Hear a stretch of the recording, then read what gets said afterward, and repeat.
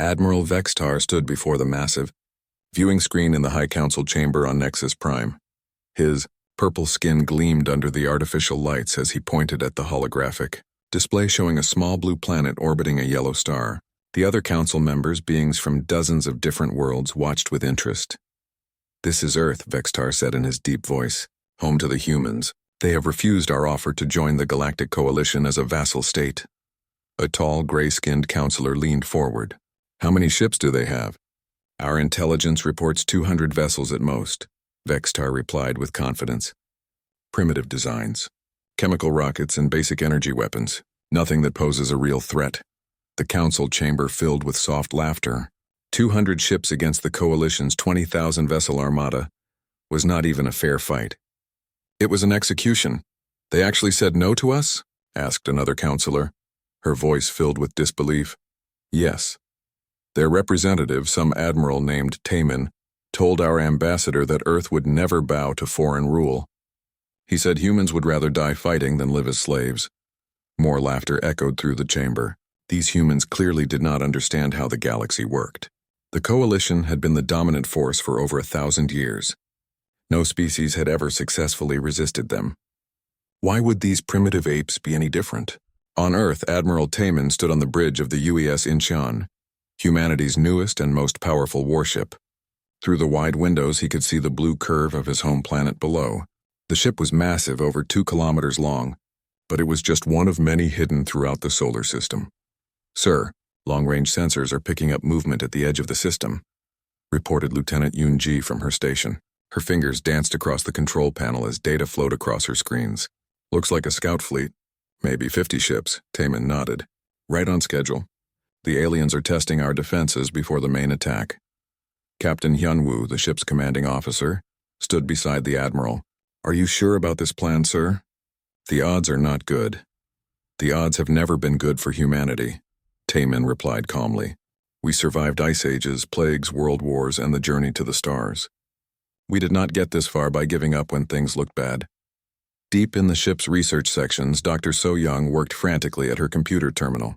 Around her, dozens of scientists and engineers moved between workstations, checking and double-checking their calculations.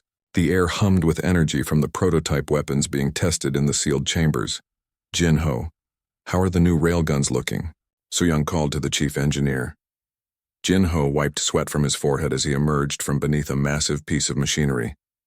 "Better than we hoped. The magnetic field generators are working at 120% of design specifications. These weapons will punch through alien armor like paper." "And the shield modifications?" So-young asked. "Yujin finished those yesterday," Jin-ho replied, pointing to a young woman hunched over a complex diagram. "She figured out how to reverse the polarity on their energy weapons. Instead of draining our shields, their attacks will actually make them stronger." So-young smiled. The aliens had made one critical mistake. They had given humanity samples of their technology when they first made contact 6 months ago. They probably thought it would impress the primitive humans and make them more willing to surrender. Instead, human scientists had torn apart every piece of alien equipment they could get their hands on. What they found surprised everyone. The alien technology was advanced, yes, but it had not changed in hundreds of years. The Coalition had become lazy. They relied on overwhelming numbers and intimidation rather than innovation. Their weapons were powerful but predictable. Their ships were fast but followed outdated designs. Humans, on the other hand, had spent their entire history fighting. They fought nature, they fought each other, and they fought every challenge the universe threw at them. War was not just something they did, it was something they were good at. Back on Nexus Prime, Admiral Vextar received the final approval from the High Council. The vote was unanimous. The human species would be given one last chance to surrender. If they refused, the full might of the Coalition fleet would descend upon their little blue world. "Send the message," Vextar ordered his communications officer. "Tell the humans they have 24 hours to surrender unconditionally. After that, we will take their planet by force." The message traveled across space at faster than light speeds, reaching Earth in minutes. Admiral Taman read it on his personal tablet while standing in the ship's observation deck. Around him, the stars looked peaceful and calm. Soon those same stars would be filled with the fire of battle. "Sir?" Captain Hyunwoo approached quietly. "The crew is asking what our response will be." Taemin looked at the message one more time, then deleted it. Tell them what we have always told the universe when it tried to break us. Tell them no. Throughout the solar system, human ships began moving into position. They were not the primitive vessels the aliens expected. Each ship was a masterpiece of engineering, packed with weapons and technology that pushed the boundaries of what was possible. The humans had learned from every piece of alien equipment they studied, then improved upon it in ways the Coalition never imagined. The 200 ships the aliens detected were real, but they were just the beginning. Hidden in asteroid fields, behind moons, and in the shadows of planets were thousands more vessels. Manufacturing stations that could build new ships faster than the enemy could destroy them. Weapon platforms that could turn entire sections of space into killing fields. Admiral Vexitar looked at his fleet assembled in space around Nexus Prime. 20,000 of the most advanced warships in the galaxy, crewed by the finest warriors from 100 different worlds. This would not be a battle. This would be a demonstration of power that would serve as a warning to any other species that might think about defying the Coalition. As the massive fleet began its journey toward the Sol system, Vextar felt confident in victory. After all, what could 200 primitive ships do against such overwhelming force? He was about to find out that sometimes numbers mean nothing when you are fighting a species that refuses to lose. Commander Wu Jin watched the alien fleet approach through the sensors of his patrol ship, the UES Busan. The vessel was small compared to the massive enemy formation, but it was far from helpless. Hidden beneath its simple exterior were weapons that could crack a moon in half. 2,000 ships, sir, reported his tactical officer. They are moving in standard coalition formation. No deviations from their usual patterns, Wu Jin nodded. Human intelligence had studied coalition tactics for months. The aliens always did the same thing. They formed up in large groups, flew straight at their target, and relied on their superior numbers to win the day. It was effective against most species, but humans were not most species. Open a channel, Wu Jin ordered. Let us see what they have to say. The main screen flickered to life, showing the bridge of the lead alien vessel. A tall, four-armed creature with blue skin and silver eyes stared back at them. This was Sub-Admiral Krelnax, one of Vextar's most trusted commanders. Human vessel, Krelnax said in heavily accented English. You will surrender immediately and prepare to be boarded. Resistance is futile, Wu Jin almost laughed. The aliens had watched too many old Earth movies. I am afraid that will not be possible, Sub-Admiral. This is human space and you are not welcome here. You have one small ship against my 2,000, Krelnax replied with what might have been a smile. Surely you can see the logic of surrender. I can see that you have never fought humans before, Wu Jin said calmly. Let me give you a free lesson. We do not surrender. The communication channel closed. Wu Jin turned to his crew, all of whom were grinning with anticipation. They had trained for this moment for years. All stations battle ready. Target their command ship first. Let us show them what human engineering can do. The UES Busan's weapons came online with a deep humming sound that could be felt through the hull. The ship's main gun was a rail cannon that fired metal slugs at a significant fraction of light speed. It was a simple weapon by alien standards, something most species had abandoned centuries ago in favor of energy beams and particle weapons. The aliens were about to learn why humans still used kinetic weapons. The first shot hit Krelnax's flagship dead center, punching through 3 layers of alien shielding like they were made of paper. The massive slug continued through the ship's hull, tearing apart internal systems and causing explosions throughout the vessel. Impossible, Krelnax screamed as his ship began to break apart around him. No primitive weapon can penetrate coalition shields. But it had, and it did. The aliens had designed their shields to stop energy weapons and particle beams. They had never considered that someone might use simple metal projectiles moving at incredible speeds. The physics were basic, but the execution was perfect. Captain Haiwan, commanding the destroyer UES Dijon, watched the alien flagship die and smiled grimly. Her ship was smaller than the Busan, but it carried even more firepower. She had been waiting for this fight her entire career. Target the 3 ships moving to flank us, she ordered. Full spread of missiles, then follow up with the railguns. The Dijon's missile tubes opened, releasing a swarm of intelligent projectiles that darted through space like angry hornets. Each missile was guided by an artificial intelligence that could think and adapt faster than any biological brain. They weaved through the alien defensive fire, constantly changing course and speed until they found their targets. The explosions lit up space like new stars being born. 3 Coalition cruisers simply vanished in balls of superheated plasma and twisted metal. The aliens had never seen weapons that could think for themselves, that could learn from each defensive action and counter it in real time. Back on the Coalition command ship, Admiral Vextar stared at the tactical display in shock. His advanced scout fleet was being torn apart by less than 20 human vessels. Ships that should have been destroyed in the first minutes of combat were instead dancing through space, avoiding his weapons with impossible grace while delivering devastatingly accurate return fire. "How are they doing this?"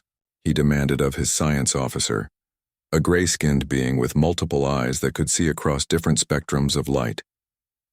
"Their ships are smaller than ours, but they appear to be much more maneuverable," the science officer replied, his voice shaking with confusion.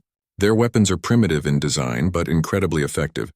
And, sir, their pilots seem to be predicting our movements before we make them." That last part was true. Human pilots had studied hours of Coalition combat footage. They knew exactly how alien ships would respond in any given situation. The Coalition had been fighting the same way for so long that their tactics had become predictable. They were like a boxer who only knew how to throw one type of punch. Dr. Jae-sung, humanity's chief xenobiologist, watched the battle from the safety of a hidden observation post on Europa. His job was to study any alien prisoners they might capture, but he was also analyzing the enemy ship's performance in real time. "Fascinating," he muttered as he watched a Coalition heavy cruiser lumber through space like a sick whale. "Their reaction times are terrible. Look at that turning radius." These beings clearly evolved in low-gravity environments. They are not built for high-acceleration combat. His assistant, a young scientist named Na Young, looked up from her own screens. "The psychological profiles are even more interesting. We have intercepted dozens of their communications." The alien crews are panicking. They have never been in a real fight before. That was the Coalition's greatest weakness. They had been the dominant power for so long that they had forgotten how to actually fight. Their military was more like a police force, used to dealing with surrendering enemies and compliant populations. When faced with an opponent that fought back with skill and determination, they simply did not know what to do. Commander Wu Jin's ship had now destroyed 8 alien vessels, and he was just getting started. The Busan darted between enemy formations like a shark among fish, its weapons finding weak points in alien defenses that the designers never knew existed. "Sir, we are getting low on ammunition," his weapons officer reported. "Then we switched to secondary systems," Wu Jin replied. "Activate the plasma cannons and prepare the boarding pods." The aliens were in for another surprise. Human ships carried multiple weapon systems, each designed for different types of combat. When the railguns ran out of ammunition, the energy weapons took over. When those overheated, there were always more options. Sub-Admiral Krelnax, now commanding from a damaged heavy cruiser after his flagship was destroyed, could not believe what he was seeing. His force of 2,000 ships had been reduced to less than 800 in just 3 hours of combat. The humans were not just winning, they were dominating. "Send a message to Admiral Vextar," he ordered his communications officer. "Tell him we need immediate reinforcements. These humans are not what we expected." The message reached Vexitar just as he was preparing to jump his main fleet into the Sol system. 20,000 ships against 200 had seemed like overkill before. Now it was starting to look like it might not be enough. "Impossible," Vextar muttered as he read Krelnax's report. "They must be exaggerating. No species could destroy over 1,000 Coalition ships with such a small force." But the tactical data did not lie. The humans were not just fighting, they were hunting. Every engagement was a masterclass in small unit tactics, technological innovation, and sheer bloody-minded determination to win at any cost. As the main Coalition fleet prepared to enter human space, Admiral Vextar began to wonder if perhaps he had underestimated these strange bipeds from the third planet of an insignificant star. The thought worried him more than he cared to admit. The humans had drawn first blood, and they had drawn a lot of it. Admiral Vextar's main fleet dropped out of faster-than-light travel at the edge of the Sol system, expecting to find broken human defenders begging for mercy. Instead, they found something that made even experienced Coalition officers pause in surprise. The entire solar system had been turned into a fortress. Every asteroid, every moon, Every piece of space debris larger than a small building had been equipped with weapons, shields, or sensors. What had once been a simple star system with 9 planets was now a maze of defensive positions that stretched for billions of kilometers. "This is impossible," whispered Vextar's tactical officer, a 6-armed creature whose species was known for their strategic thinking. How did they build so much in such a short time? Admiral Taemin stood on the bridge of his flagship, watching the alien fleet through long-range sensors. 18,000 ships had arrived, more than enough to destroy most civilizations. But humans were not most civilizations. "Lieutenant Dayun, take your squadron and lead them into the asteroid belt," Taemin ordered. "Show them how we fight in 3 dimensions." Dayun smiled as she climbed into her fighter craft. The UES Sol was small and fast, designed for the kind of combat that larger ships could not handle. Around her, 11 other pilots prepared for what would become known as the Battle of the Belt. The alien fleet moved forward in their traditional formation, massive ships arranged in neat rows like soldiers on parade. It was an impressive sight that had intimidated dozens of species into surrender. But humans had learned long ago that impressive was not the same as effective. Dayun's squadron dove into the asteroid field, their small ships weaving between the floating rocks with impossible skill. Behind them, a formation of 50 coalition cruisers followed, confident that their superior firepower would make short work of the human fighters. What they did not know was that Captain Sang-ho had been waiting for them. His mining vessel, the UES Gwangju, looked like a simple civilian ship. It was old, battered, and appeared to be completely harmless. The alien commanders barely noticed it as they chased Daun's fighters deeper into the asteroid field. "Now," Sang-ho whispered into his communicator. The asteroid field came alive. What the aliens had thought were simple rocks revealed themselves to be hidden weapon platforms. Hundreds of railguns, missile launchers, and energy cannons opened fire simultaneously, turning the space around the coalition ships into a killing field. But that was just the beginning. Sang-ho's mining vessel dropped its disguise, revealing weapon arrays that could punch holes through battleships. The other civilian ships in the area did the same, surrounding the alien formation with firepower that no species had ever imagined. "Ambush!" screamed the coalition commander, but it was too late. His ships were trapped in a maze of asteroids with human weapons firing from every direction. The neat formations that worked so well in open space became death traps when the enemy could attack from above, below, and all sides at once. Engineer Minji watched the battle from her command post on Ceres, the largest asteroid in the belt. Around her, dozens of technicians monitored the automated defense systems she had spent months installing throughout the solar system. Platform. "Delta 7 is reporting successful. Target lock," one of her assistants called out. "Should we fire?" "Wait," Minji replied, studying the tactical display. "Let them get a little closer. These weapons learn from each shot. The more data we can gather, the better they will perform." That was another thing the aliens did not understand about human technology. Most species built weapons that did the same thing every time. Humans built weapons that got smarter with each use. Every shot fired taught the targeting computers something new about alien ship design, armor thickness, and defensive capabilities. When Platform Delta 7 finally opened fire, its massive railgun sent a tungsten slug through 3 coalition ships at once. The automated systems immediately analyzed the results, adjusted for the slight variations in alien armor composition, and shared that data with every other platform in the system. The next volley was even more devastating. Dr. Kyung-ho, humanity's chief strategist, watched the battle unfold from his office deep beneath the surface of Mars. Around him, walls of screens showed every engagement happening throughout the solar system.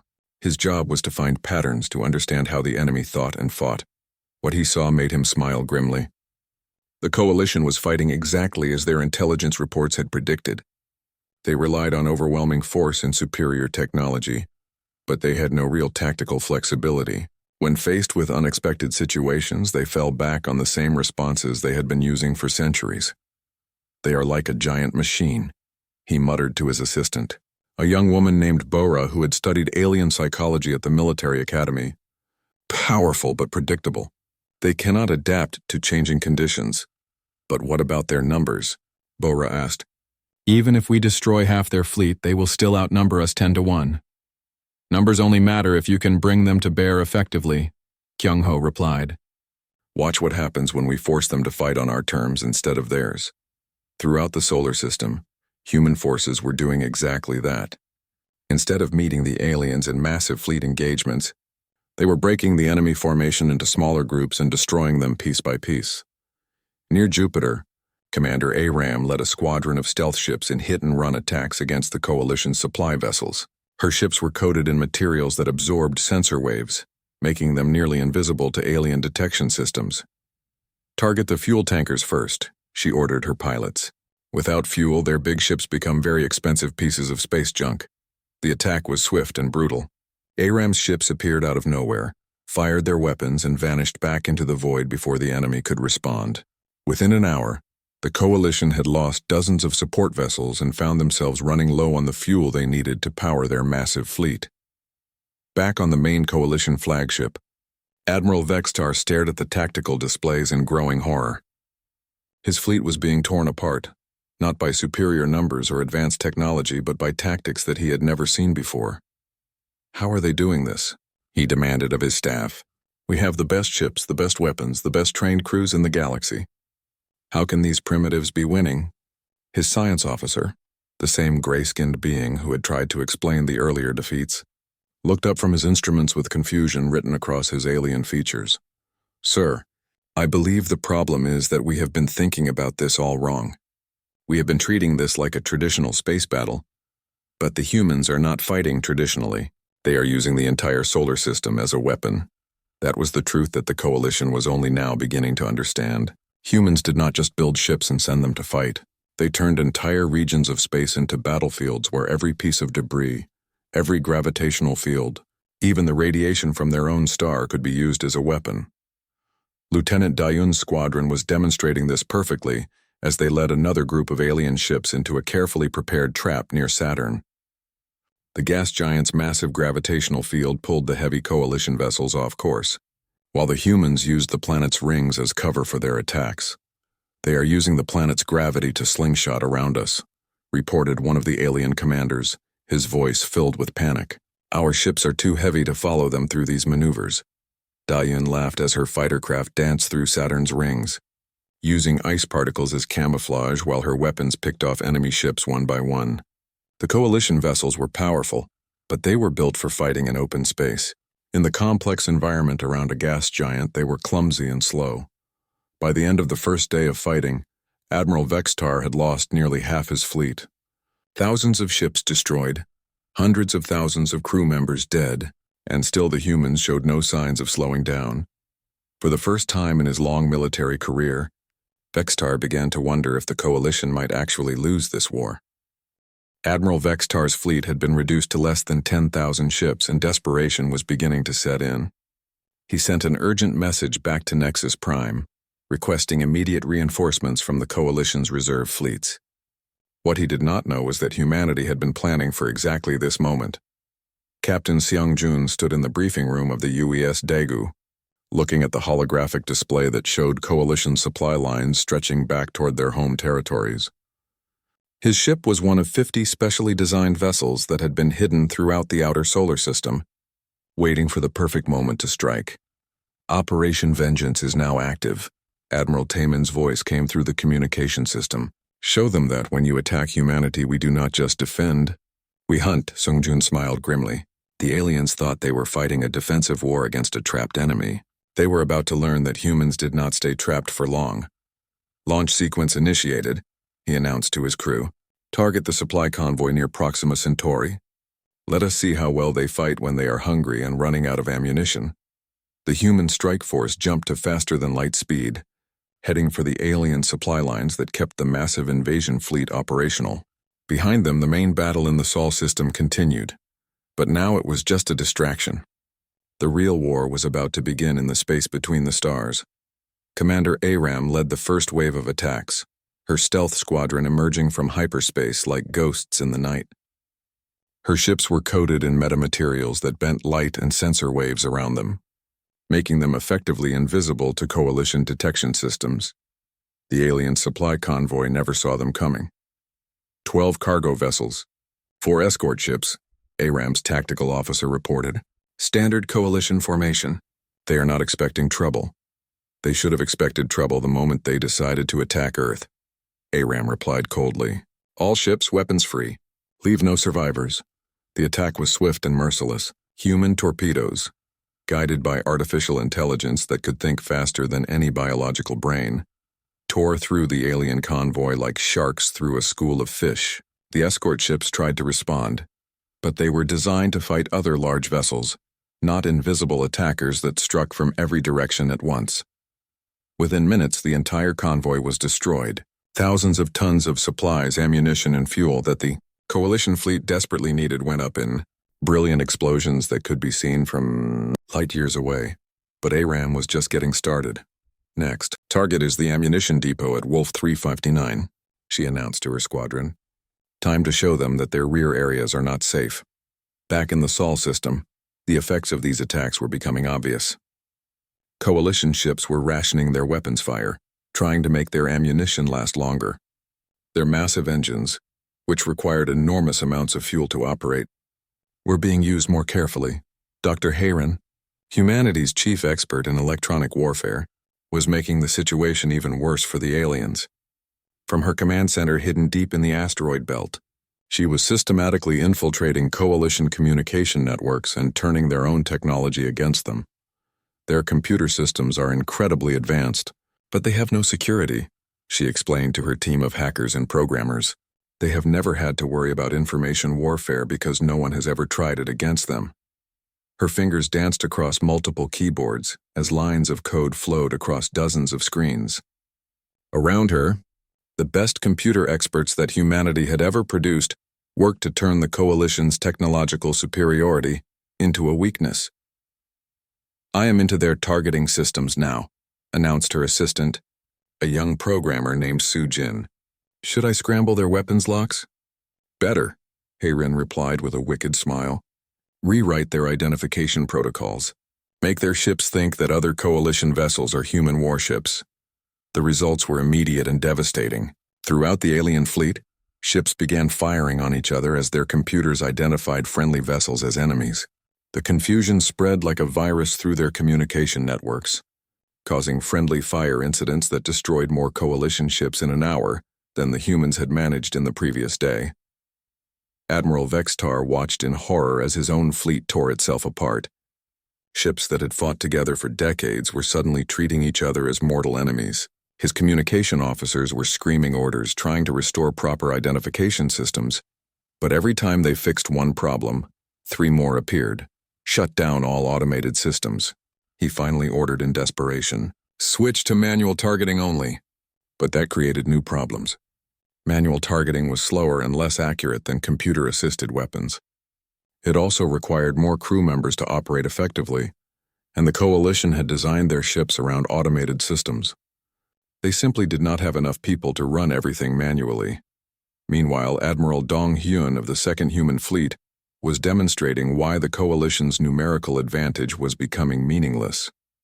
His ships had arrived from their hidden bases in the outer solar system, and they were unlike anything the aliens had ever seen.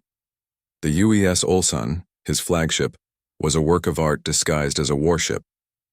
Its hull could reconfigure itself during battle, changing from a fast cruiser to a heavy battleship depending on what the situation required.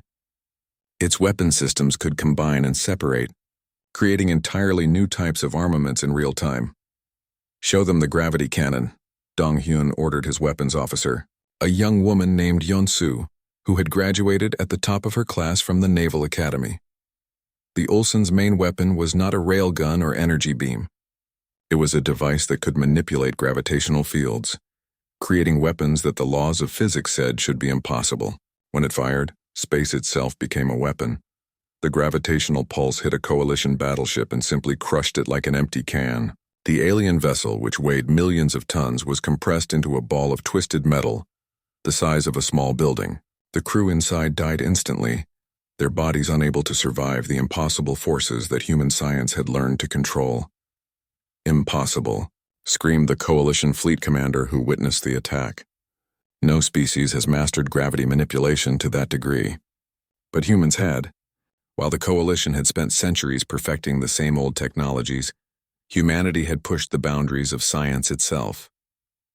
They had turned theoretical physics into practical weapons, and they were using those weapons with devastating effect.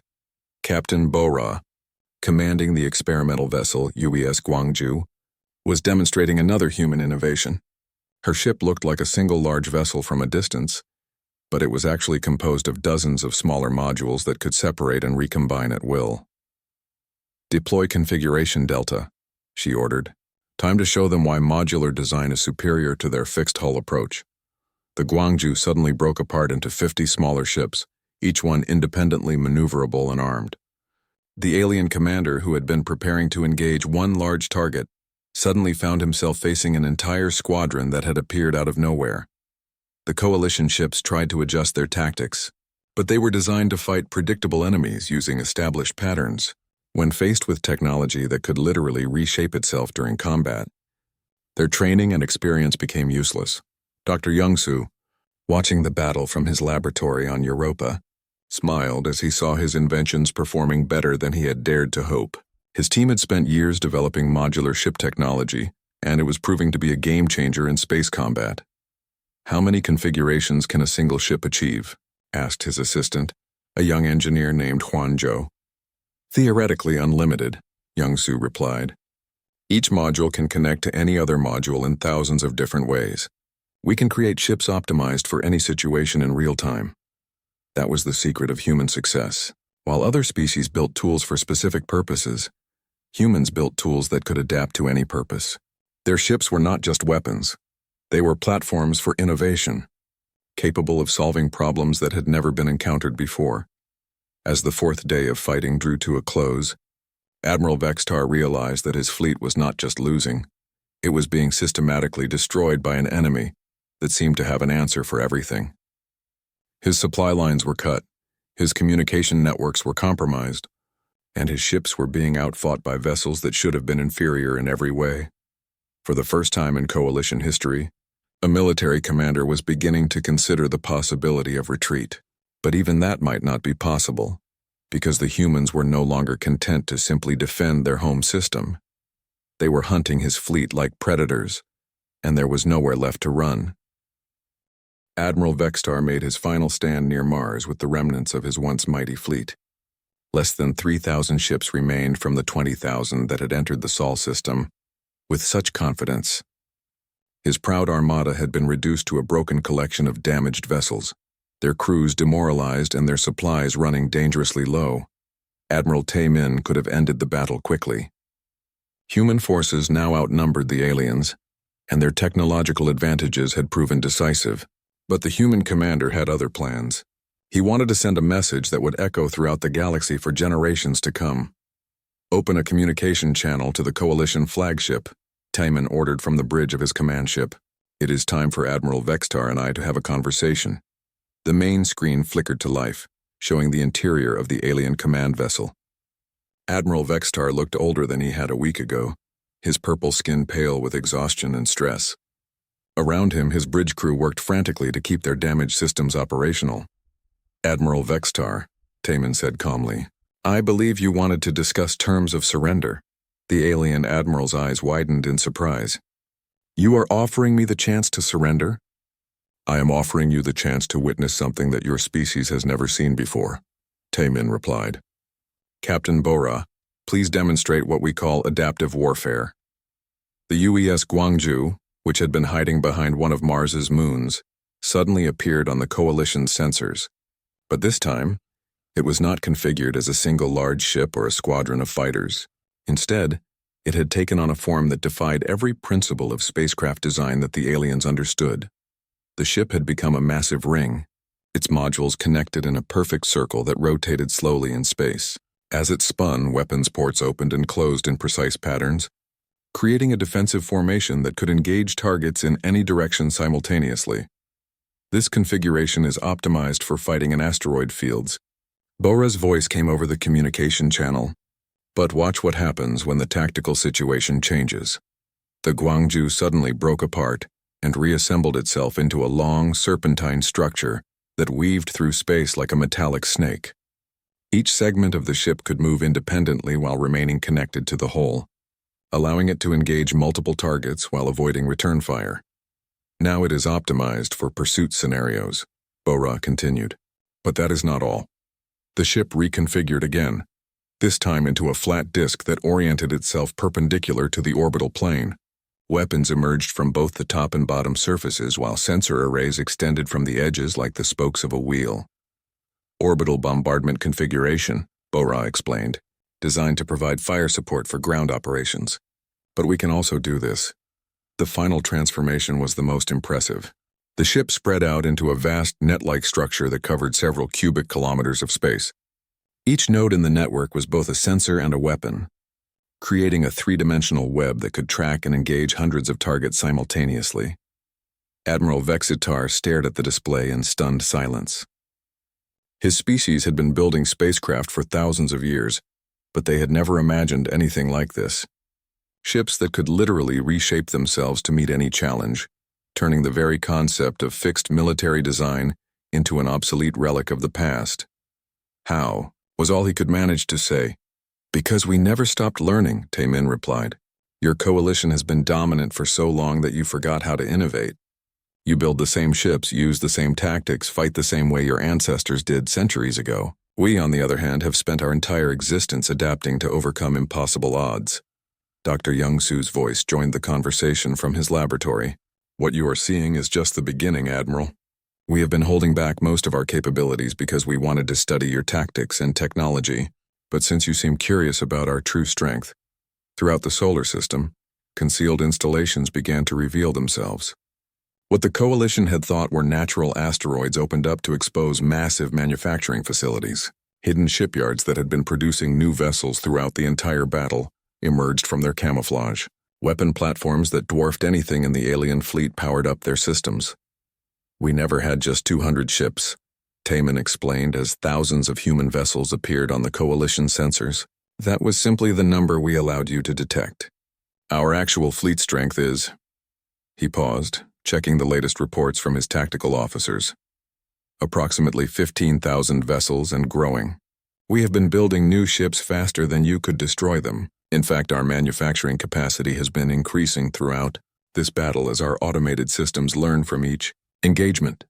Admiral Vexitar felt something he had never experienced before in his long military career: complete and utter defeat. Not just tactical defeat, but the crushing realization that his entire understanding of warfare was fundamentally flawed. But the numbers, he whispered.